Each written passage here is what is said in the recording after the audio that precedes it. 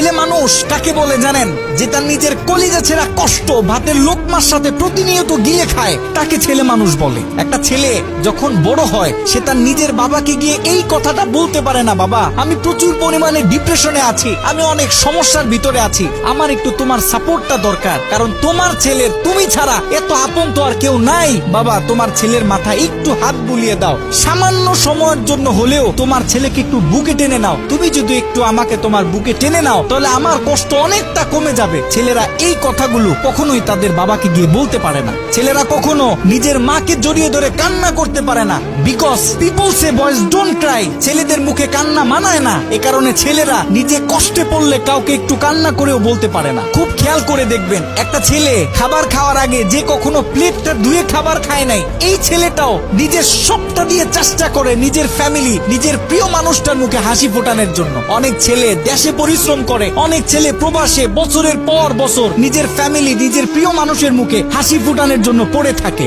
দিন শেষে ছেলেদের মুখে হাসি ফোটানোর মতো কাউকে পাওয়া যায় না। আমি মনে করি boys are the best actor in the world. এই পৃথিবীতে ছেলেরা হচ্ছে সব থেকে বড় অভিনেতা, কারণ ছেলেরা নিজেদের বুকে হাজারো লক্ষ কষ্ট পুঁতে রেখেও মুখে হাসি নিয়ে চলে, কারণ সে জানে আজকে আমি যদি ভেঙে পড়ি তাহলে আমার পুরো ফ্যামিলিটা অস্তিত্বহীন হয়ে যাবে।